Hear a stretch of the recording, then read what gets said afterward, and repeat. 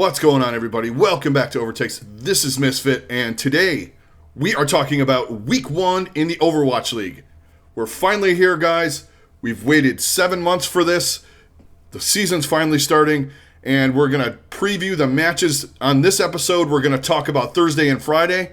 I'm going to break it down into 2 days since we have a lot more matches, or 2 episodes, I should say, for previews. So Thursday and Friday we're going to talk about today. I will go down. We have a couple matches highlighted, and then we'll go down and talk about all the matches and my picks and predictions for them. We'll do a quick overview of what is happening as far as the formats and things like that. We're just going to do that really quick. We've gone over it before, but just to dive into it, and then we'll get into diving into matches and talking about who we think is going to win a couple of these big matches. They're all big to start, kind of. But the key matches that I have for this week, then we'll go over all of my predictions for Thursday and Friday. And then we'll come back on Friday. I'll throw an episode up and we'll talk about Saturday and Sunday. Now, I'm not going to do any kind of reviews in those episodes when I do the Saturday, Sunday. We're going to just talk strictly matches and what we think is going to happen in those matches. And then I'll have my review at the beginning of next week. Kind of the normal way that I do things. Maybe a little bit different. We'll try a couple different formats here and there. But before we get into any of this, I'd like to thank all you guys for joining me. Thank you very, very much. All your support's greatly, greatly appreciated. If you're new, thanks a lot for stopping by. I do Overwatch League content 2 to 3 times a week. We're in the season now, so expect kind of a format. I usually do a review Monday or Tuesday.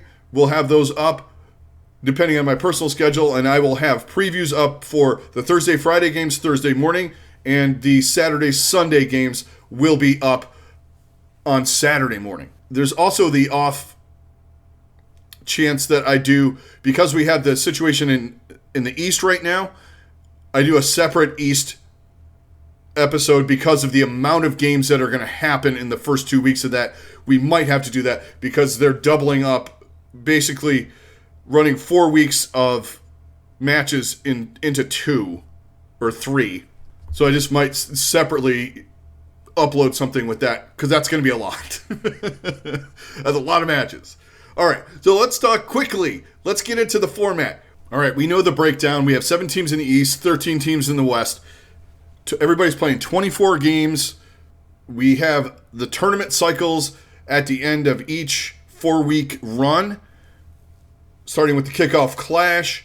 Then we hit the mid-season madness, which is an international tournament, being the best from the East and the West meet in this one. Then we have the next regional tournament, which is the Countdown Cup, and then we move on to the playoffs after that. So, the play-ins for the playoffs. Our map pool is set. In this stage, we are going to have... So here's the map pool. It's going to be the same as the beta. They're obviously running on the first beta patch, like we are, if you're playing it all on the beta. So it's the same map pool as that if you guys have been playing. So here's what we got. Control, Ilios, Lijiang, and Oasis. Of course, we have the new push mode in the game. No more Assault. We have new Queen Street and Colosseo. Those are the only 2 maps for that mode. Our hybrid maps are Eichenwald, Midtown, and Kings Row. Escort, we have the new Circuit Royale, Dorado, Gibraltar, and Route 66. There you go. There's our map pool. The schedule is set. Let's start talking about Week 1. We'll just go over the schedule for Thursday and Friday.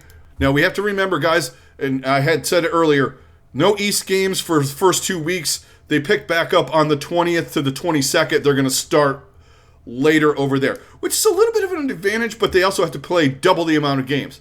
They get to see where these guys are doing things if they pay attention at all, which they probably will, but we'll get into that later. All right, let's talk Thursday. Here we go. Opening night. First match of the 2022 season. We have NYXL versus the LA Gladiators. Second match. 4:30 Eastern Standard Time. We have the San Francisco Shock versus the Paris Eternal. And then closing out Thursday, we have the Florida Mayhem taking on the Atlanta Reign. Okay, so for Friday, we start off with the London Spitfire taking on San Francisco Shock at 3 p.m. Eastern Standard Time. 4:30 p.m. Friday, we have the Boston Uprising taking on the Vancouver Titans. And the final match for Friday, we have the Dallas Fuel taking on the Houston Outlaws live on LAN from San Antonio. The Battle of Texas is upon us. All right. So there's our schedule for the matches that we have in the first 2 days that we're going to kind of dive into some of them today. We're going to dive into 2 today, and then I have 1 for each day for the Saturday-Sunday program. All right, we'll talk about Friday. We're going to talk Florida, Atlanta. I think this is the big matchup of the day. Yeah, you could say New York, Gladiators, San Francisco, Paris. They're all interesting on Friday. But I think the one that piques my interest the most is going to be the Florida-Atlanta match. These are 2 high-caliber teams, I guess you could say. Florida's still a question to me. I do have them rated high in my power rankings. I have them at 11, but there's a lot of question marks if they're going to perform like people think they're going to, if Xe is going to be able to perform to his 2020 form, etc., what have you, all that. Atlanta, I have Atlanta ranked pretty high. I think Atlanta's going to be really, really good this year. I know some people are on the fence. There are question marks with both of these teams.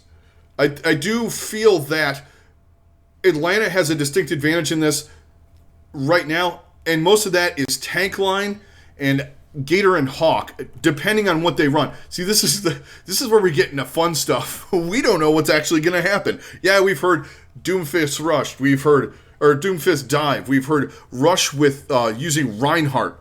Various other comps could come up that we don't even know about. I saw where Fleta and a couple of the people from the Dragons were saying that they like the Zarya right now. So we could see some Zarya. Who knows what's going to happen? But remember, East-West, there's also different play styles, and it always happens that way. But Atlanta, we know what Atlanta's good at. And I truly believe, unless something odd happens, you're going to see a lot of rush out of Atlanta. Whether they're running Gator on Reinhardt, or if they decide to go into a different dive meta, I don't see that really too much. Atlanta, we'll say for sake of argument, is probably going to have Gator in there to start. We'll see some rush from them. Now, I'm also very interested to see what they run on their DPS and their supports. This is where it gets really interesting as far as both teams go. Florida, from what I've heard a lot of things about someone being able to play a really good Doomfist, and he's looked really good. So you could see them running some dive. And I wouldn't put that past them with the DPS that they have. You know, maybe run a little Genji Tracer, run some other kind of, you can see some Soldier, things like that. And just to get up into the face of the Atlanta and just come at them hard. But also that Ryan Rush, Atlanta doesn't know how to run it. And you can have even Nero playing May, things like that. It's going to be a very interesting first look for these teams. Obviously, this is the last match of the night, so we might know some other stuff before we get into this match from what we've seen from the first 2 matches. If you go down the list, like the tail of the tape, so to speak, most of the stuff leans in Atlanta's favor to me. I like the rookie support line that they have in OG and Ultraviolet. I think they're going to be really good. I think it could be with what the Mayhem have and what we've heard from the Mayhem and about what their DPS is, it could be fairly even at this point DPS-wise. Especially if Xe can come in and play the heroes that he normally plays, and if Checkmates is as good as people have said he's performing, and same thing goes with Hydron. I'm not going to go on a limb here in my pick. I kind of like the Altanta Reign in this match. In a close match, I would say it goes 5. And that's only because we're feeling things out. I think as things get more established and we see what happens more and more and more, some teams are going to start separating. I think Atlanta could separate from teams like Florida, or who knows, Florida could be better than I'm giving them credit for. I would love to see that, being a fan of the Mayhem. But right now I'm seeing Atlanta 3-2. I want to see how they come out. I want to see if Atlanta comes out with Rush, potentially Florida coming out in a dive format. They might go Rush and try and match them one-on-one. I think that would be an unwise decision. That's if we go rush. This is all conjecture and week 1 before any matches start. So I'm having fun with this. I don't know about you guys, but trying to figure out what these teams run before we even see them is kind of a crapshoot altogether. So I think it's going to be chaos the first week. And one thing I am going to say, I don't in this scenario, if Lucio's meta, I like what OG can do over what Animo brings to the table for the Mayhem. I believe Kariv and Sir Majed could be decent enough. They're a question mark right now for this team. I lean on the support line for Atlanta a lot more and the tank line. So I think it's going to be close just in the fact that it's first match, nerves a little bit, but new game, going out, seeing what other people are playing, outside of your comfort zone of scrims and things like that, and what you've been practicing and what you've been trying to do, seeing if you hit the meta right or if you got the right heroes. Everyone kind of thinks they do before they go in, and now we're going to see what happens. But I'm going with Atlanta 3-2 in this one. Now, let's hit Friday. We're just going to talk about, because it actually is, in the grand scheme of things, a big match for once. Well, I guess there were a couple of big ones last year. In the past, we've had these events with the quote-unquote Battle of Texas. I'm getting kind of over, they're trying to make this narrative between Dallas and Houston way too big, but it's fun. We'll take it. We'll run with it. It's going to be live. This is going to be the first, I think it's the first all-LAN event we've had in years at this point now. I'm really excited about this. I want to see how they announce. This is going to be an interesting match from the standpoint of that.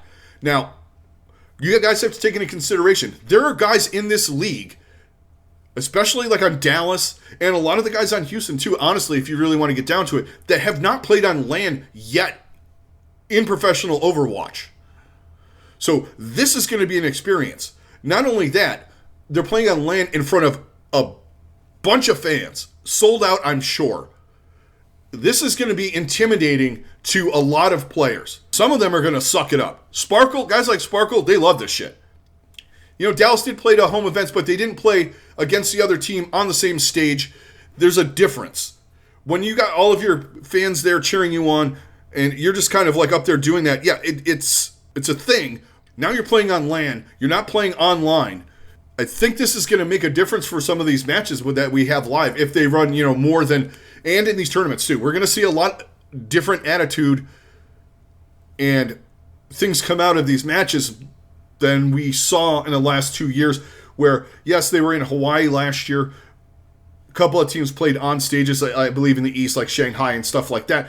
But they have not played in front of a crowd on LAN, which plays differently. And in this new iteration is going to play way differently than Overwatch 1. The speed, all of the things, and then you couple in with the crowd. Because when we started the Overwatch League, all of the games were on LAN in a arena. So there was constant noise, constant fans. A lot of the guys got used to it. The guys aren't used to it now. Some of the older guys, I think, will thrive in these things because they've been there. I think some of the rookies and things like that are going to have a little bit of trouble with this. And luckily, there's guys on each team that can help them a little bit with that. I went on a tangent there about LANs. I'm just excited that we're playing in front of crowds again because it's amazing. Watching these guys, and it just feels more important than watching them in a room. Yeah, it's great to watch it, but hearing the crowd reactions to shots and things like that, and seeing the guys playing under pressure, how they handle it, them playing to the crowd, all the fun stuff and interesting stuff that makes an event. Or just regular Overwatch League as we used to know it. So let's break this down. I like Houston a lot. Now, I do have fears and concerns with them. I have them up really high, and that's because I think they have a lot of talent. But I think they need more diversity in their hero pools and things like that. They do not have a main support. Lucio's going to be key. If any of you guys have played against anyone who has any shred of knowledge of playing Lucio, he's impossible to kill, and he does so much for the team and is so versatile and is utilized in so many different ways that you need that. So if you're relying on one of your supports that's not a main support being either Lastro or Iris to pick up Lucio. I mean, there has been 7 months since we last set foot in the Overwatch League and played. These guys have had a lot of time to grind.